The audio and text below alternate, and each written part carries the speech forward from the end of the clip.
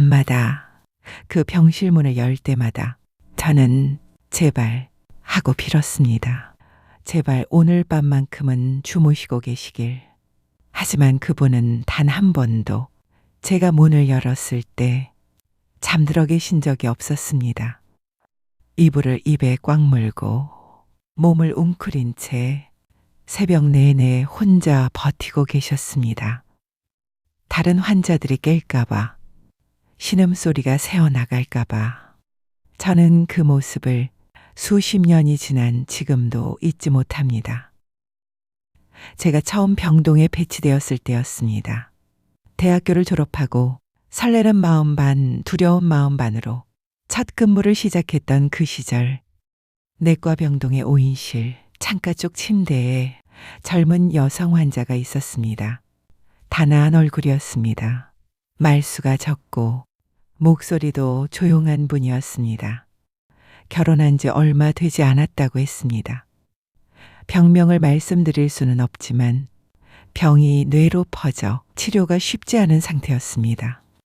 그때 저희가 해드릴 수 있는 건 통증을 조금이라도 줄여드리는 것. 하지만 마약성 진통제를 써도 고통은 쉽게 가라앉지 않았습니다. 주말이면 남편이 병실로 와서 말없이 곁에 앉아 있었습니다.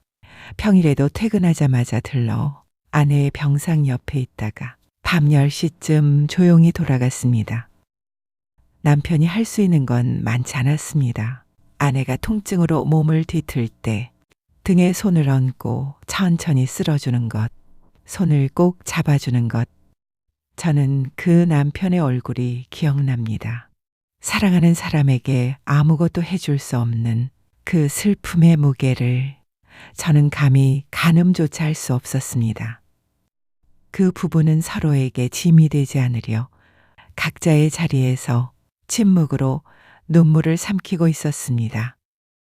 환자분은 다른 지역 병원에서 치료를 받다가 상태가 나아지지 않아 큰 병원으로 올라오신 분이었습니다.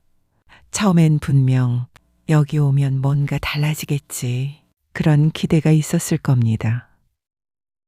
어려운 형편 속에서도 사람 하나 살려보겠다고 모든 걸 내려놓고 큰 병원으로 오시는 분들이 많습니다.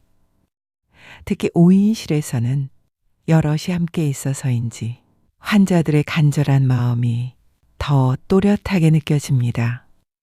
퇴원 날짜를 받은 분은 밝아진 얼굴로 짐을 싸면서도 자꾸만 시선을 낮춥니다. 기쁜 소식도 마음껏 기뻐할 수가 없습니다. 그리고 그걸 바라보는 쪽에서는 부러움인지 서러움인지 모를 감정이 조용히 차오릅니다. 회진이 끝난 후 병실에 들어가면 환자와 보호자의 표정에 수만 가지 감정이 보입니다. 어떤 분은 아무 말 없이 밥을 남기고 어떤 분은 간호사를 붙잡고 묻습니다. 교수님이 저한테만 말을 적게 하는 것 같아요. 제가 더 물어볼까봐 얼른 나가신 것 같아요. 가망 없는 사람이라 신경 안 써주시는 건가요? 그럴 때마다 잘 될 거라고 막연히 안심시킬 수도 없고 그렇다고 같이 무너질 수도 없어서 애써 담담한 표정으로 그저 들어드렸습니다. 그럴 때면 제 마음도 애이는 느낌이 들었습니다. 그분도 날이 갈수록 말수가 줄었습니다. 하지만 상태가 조금 나은 날에는 힘을 내서 밥을 다 비웠고 복도에 나와 걷기도 했습니다. 숨이 차면 잠시 멈췄다가 다시 한 걸음씩 그분은 삶의 희망을 놓지 않았습니다. 그리고 밤이 되면 저는 그분이 있는 병실 문을 열 때마다 마음이 무거웠습니다. 그분은 늘 엎드린 채 웅크리고 있었습니다. 입원한 지 한 달쯤 되던 날이었습니다. 휴게실 복도. 그분이 소파에 앉지도 못한 채 바닥에 무릎을 꿇고 계셨습니다. 소파에 머리를 파묻고 두 손으로 머리카락을 뜯으면서 저는 가까이 다가가 조심스럽게 물었습니다. 진통제 조금 더 놓아드릴까요? 그 순간 평소 그렇게 조용하던 그분이 무너지듯 울음을 터뜨렸습니다. 차라리 망치로 제 머리를 깨고 싶어요. 그 정도로 아파요. 저는 가슴이 턱 막혔습니다.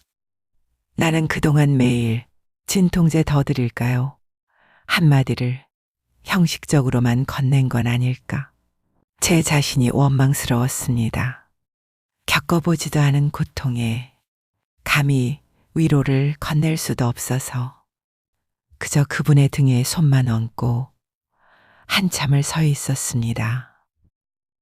며칠이 지나지 않아 고통 때문에 얼굴이 발갛게 달아오른 채 하루 종일 밥을 한 술도 못 드시더니 다음 날 오전 갑자기 정신을 잃고 중환자실로 내려가셨습니다.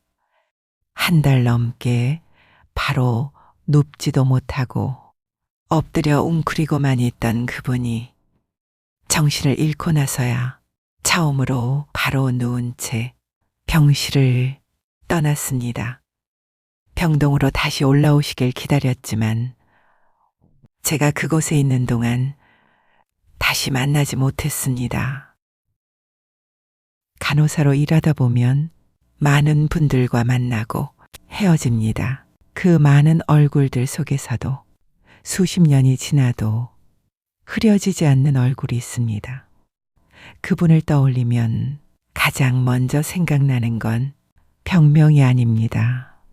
고통 속에서도 예의를 지키던 목소리, 이불을 꽉 문 채 어둠 속에서 혼자 버티던 그 웅크린 등, 어쩌면 무너지지 않으려 애쓰는 것이 그분이 자신의 삶을 지키는 마지막 방식이었는지도 모릅니다.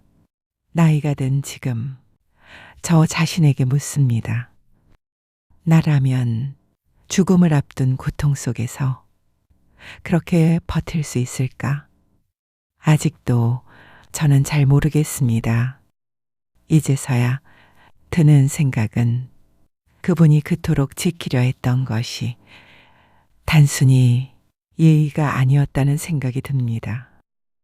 사랑하는 가족 곁에 조금이라도 더 있고 싶어서, 마지막 순간까지 사람답게 있고 싶어서 그런 마음이었을 거라는 생각이 수십 년이 지나 나이 먹은 지금에서야 듭니다.